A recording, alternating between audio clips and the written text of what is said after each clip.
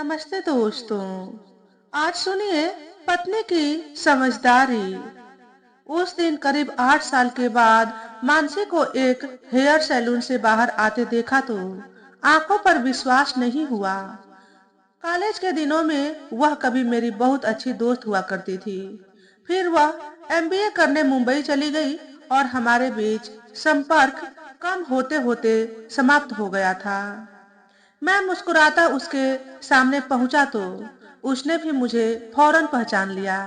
हमने बड़े अपनेपन के साथ हाथ मिलाया और हंसते मुस्कुराते एक दूसरे के बारे में जानकारी का आदान प्रदान करने लगे।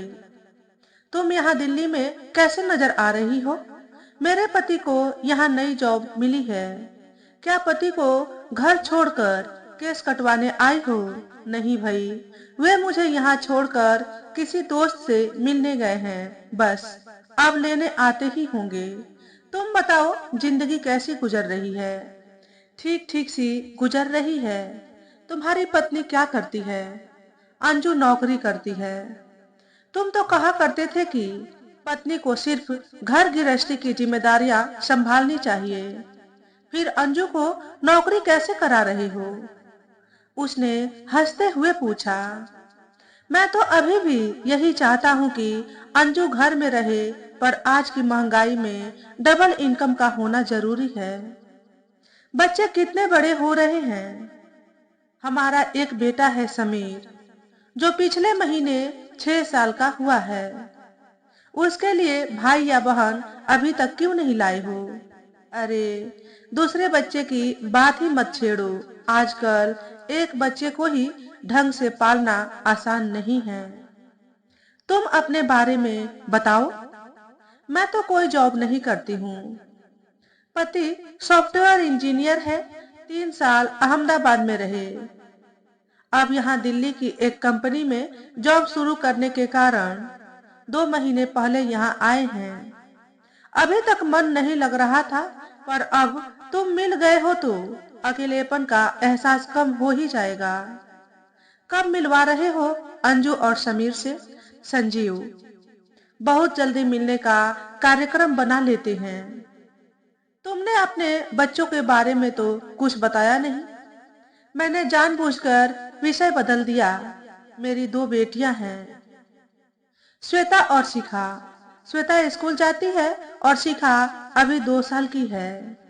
बहुत अच्छा मेंटेन किया हुआ है तुमने खुद को। कोई देखकर कह नहीं सकता कि तुम 2 बेटियों की मम्मी हो। Thank you. मैं नियम से डांस करती हूँ। कोई टेंशन नहीं है, इसलिए स्वास्थ्य ठीक चल रहा है। मेरे मुंह से अपनी प्रशंसा सुन वह खुश होकर बोली, वैसे तुम भी बहुत जच रहे हो। तुम्हें देखकर कोई भी कह सकता है कि तुमने जिंदगी में अच्छी तरक्की की है। Thank you. ये शायद तुम्हारे पति ही हमारी तरफ आ रहे हैं। अपनी तरफ एक ऊंचे कद व आकर्षक व्यक्तित्व वाले पुरुष को आते देखकर मैंने कहा। आत्मविश्वास से भरा वह व्यक्ति मानसी का पति रोहित ही निकला। उसने रोहित से मेरा परिचय कॉलेज के बहुत अच्छे दोस्त के रूप में कराया। रोहित ने बड़ी गर्मजोशी के साथ मुझसे हाथ मिलाया। फिर हम दोनों एक दूसरे के काम के विषय में बातें करने लगे। मानसी अब चुप रहकर हमारी बातें सुन रही थी। करीब 15 मिनट बातें करने के बाद रोहित ने विदा लेने को अपना हाथ आगे बढ़ा दिया और बोला, संजीव, तुम्हें अपनी वाइफ और बेटे के साथ हमारे घर बहुत जल्दी आना ही है। मानसी को अपने शहर में बोर मत होने देना। हम बहुत जल्दी मिलते हैं, मैंने मुस्कुराते हुए जवाब दिया। अपना मोबाइल नंबर तो दो, नहीं तो एक दूसरे के संपर्क में कैसे रहेंगे। मानसी को याद आया तो हमने एक दूसरे के मोबाइल नंबर ले लिया। वे दोनों अपनी कार में बैठे और हाथ हिलाते हुए मेरी आंखों से ओझल हो गए। मैंने डिपार्टमेंटल स्टोर से घर का सामान खरीदा और अपनी 2 साल पुरानी कार से घर आ गया। आप कहाँ अटक गए थे? मुझे मशीन लगानी थी, पर बिना वॉशिंग पाउडर के कैसे लगाती। अंजू मुझे देखते ही नाराज हो उठी। मशीन अब लगा लो, खाना देर से खा लेंगे। मैंने उसे शांत करने के लिए धीमी आवाज में जवाब दिया। कितनी आसानी से कह दिया कि मशीन अब लगा लो। मैं नहा चुकी हूँ और समीर को तो सही वक्त पर खाना चाहिए ही ना। अब खाना बनाऊं या मशीन लगाऊं? उसका गुस्सा कम नहीं हुआ था। इतनी गुस्सा क्यों हो रही हो? तुम मशीन लगा लो, आज लंच करने बाहर चलते हैं। अपना पेट खराब करने के लिए मुझे बाहर का खाना नहीं खाना है।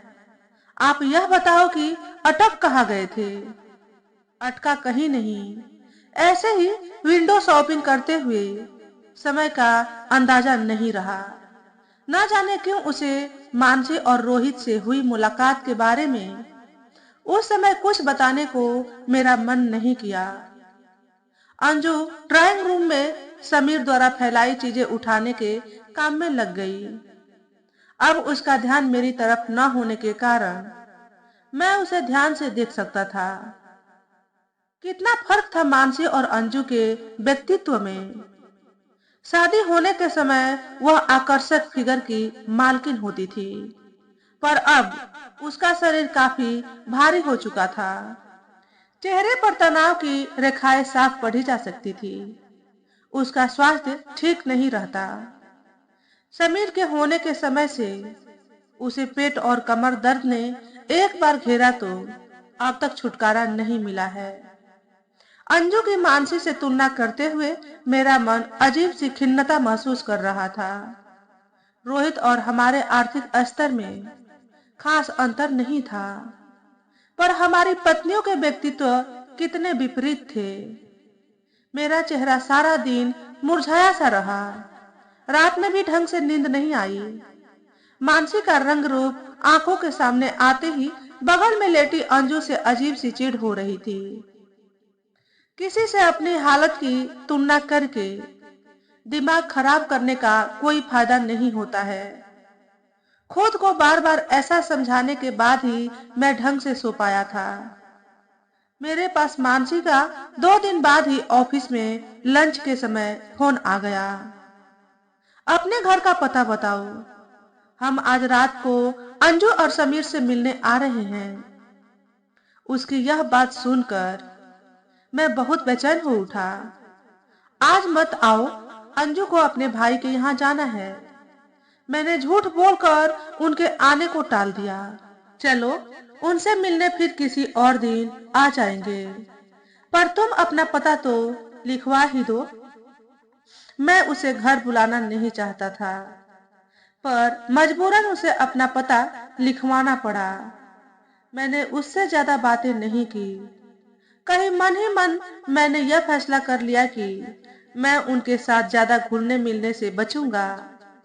फिर मैं शनिवार की शाम को ऑफिस से घर पहुंचा तो वे दोनों मुझे ड्राइंग रूम में बैठे मिले। अंजू उनसे बातें कर रही थी। मानसी के सामने वह बहुत साधारण सी नजर आ रही है। ऐसी तुलना करते ही मेरा मन उखड़ सा गया। तभी मैं एकदम चुप चुप सा हो गया। मेरे मुकाबले अंजू उन दोनों से वार्तालाप करने की जिम्मेदारी कहीं ज्यादा बेहतर ढंग से निभा रही थी। मानसी ने अचानक मुझसे पूछ ही लिया, इतने उदास क्यों दिख रहे हो संजीव? सिर में दर्द हो रहा है, आज ऑफिस में काम कुछ ज्यादा ही था। मुझे यूं झूठ बोलना पड़ा तो मेरा मन और बुझा बुझा सा हो गया। रोहित ने मेरे बेटे समीर से बहुत अच्छी दोस्ती कर ली थी। मानसी अंजू के साथ खूब खुलकर हंस बोल रही थी। बस मैं ही खुद को उनके बीच अलग थलग सा महसूस कर रहा था। उन दोनों को रोहित के किसी मित्र के घर भी जाना था, इसलिए वे ज्यादा देर नहीं बैठे और हमें जल्दी अपने घर आगामी रविवार को आने का निमंत्रण देने के बाद चले गए। उनके जाने के बाद मैं बहुत चिड़चिड़ा हो गया। मैंने उनसे ज्यादा ताल्लुकात न रखने का फैसला करने में ज्यादा वक्त नहीं लिया। ये अच्छे लोग हैं। दोनों का स्वभाव बहुत अच्छा है। अंजू के मुंह से उन दोनों की तारीफ में निकले इन शब्दों को सुनकर मैं अपनी चिढ़ व नाराजगी को नियंत्रण में नहीं रख सका।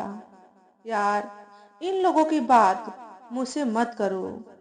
ये बनावटी लोग हैं। इनकी सतही चमक तमक से प्रभावित न हो। ऐसे लोगों के साथ मित्रता बढ़ाकर सिर्फ दुख और परेशानियां ही हासिल होती हैं। मैंने उसे समझाने की कोशिश की। क्या कॉलेज के दिनों में आप मानसी के बहुत अच्छे दोस्त नहीं थे?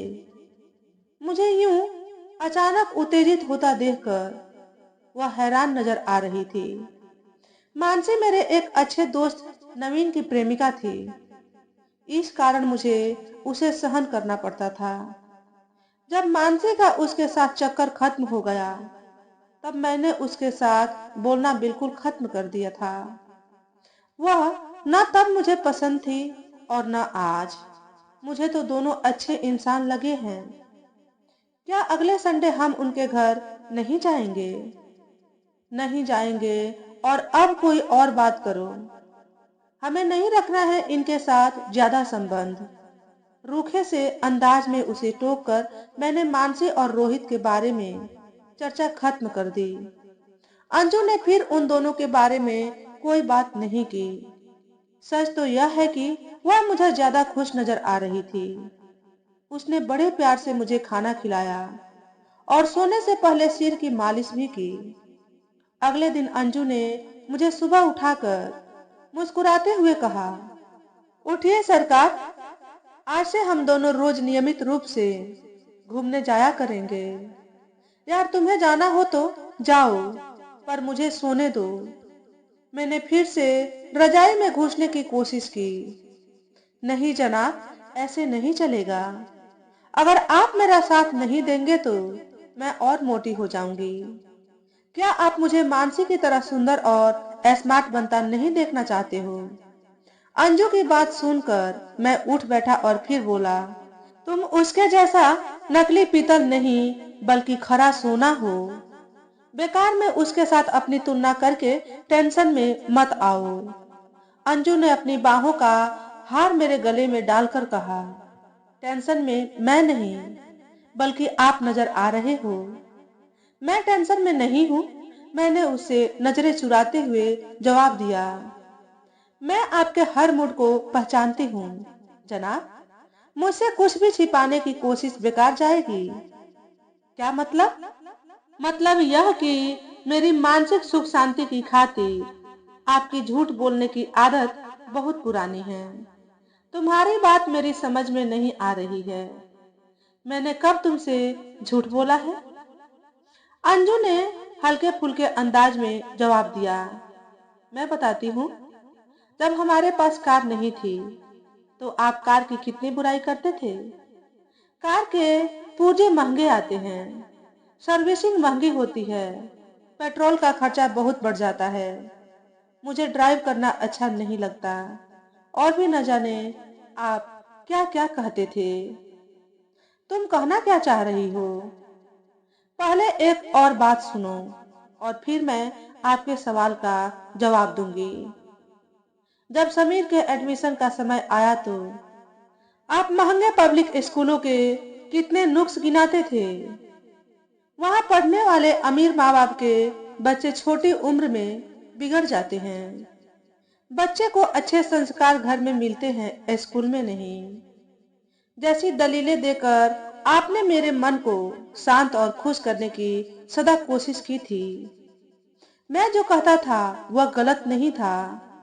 मैं यह नहीं कह रही हूँ कि आप गलत कहते थे। मैं वही कह रही हूँ जो मैंने शुरू में कहा था। मेरे मन की सुख शांति के लिए आप दलीलें गढ़ सकते हो, लेकिन ऐसे मौकों पर आपकी जबान जो कहती है वह आपकी आंखों के भावों से जाहिर नहीं होता है। तुम्हारी बातें मेरी समझ में नहीं आ रही है। देखिए, जब आप कार की बुराई करते थे तब हम कार नहीं खरीद सकते थे, लेकिन जब कार घर में आई तो आप कितने खुश हुए थे। फिर जब समीर को अच्छे स्कूल में एडमिशन मिल गया तो भी आपकी खुशी का ठिकाना नहीं रहा था। अब यह भी समझा दो कि तुम ये पुरानी बातें आज क्यों उठा रही हो, क्योंकि आज भी आपकी जबान पर कुछ और है और दिल में कुछ और। आज भी मेरे मन के सुकून की खातिर आप मानसी जैसी सुंदर स्मार्ट महिला की बुराई कर रहे हो। लेकिन कल रात मैंने देखा था कि जब भी आप सहज होकर उससे बातें करते थे तो आपकी आंखें खुशी से चमक उठती थी। सच्चाई यह भी है कि मानसी के मुकाबले मैं मोटी और अनाकर्षक लगती हूँ। तभी अपनी पुरानी आदत के अनुरूप आपने अपना सूर बदल लिया है। लेकिन लेकिन क्या? लेकिन आप मुझे हीन भावना का शिकार बनने से बचाने के लिए न मानसी की बुराई करो और न ही उनके साथ परिचय गहरा करने से कतराओ। कार और समीर के एडमिशन का संबंध हमारी माली हालत से था, पर यह मामला भिन्न है। मैं भली प्रकार समझती हूँ कि अपने व्यक्तित्व को आकर्षक बनाने का प्रयास मुझे ही करना होगा। तभी मैंने अपने में बदलाव लाने की कमर कस ली है। आप बनावटी व्यवहार से मुझे झूठी तसल्ली देकर मेरे मन की सुख शांति बनाए रखने की चिंता छोड़ दो। आपके सहज अंदाज में खुश रहने से ही हमारे बीच प्यार की नींव मजबूत होगी। आपके सहयोग से मैं अपने लक्ष्य को बहुत जल्दी पालूंगी। इसलिए मेरी प्रार्थना है कि कुछ देर और सोने का लालच त्याग कर मेरे साथ घूमने चलिए। यार, तुम तो बहुत समझदार हो। मैंने दिल से उसकी प्रशंसा की। और प्यारी भी तो कहो।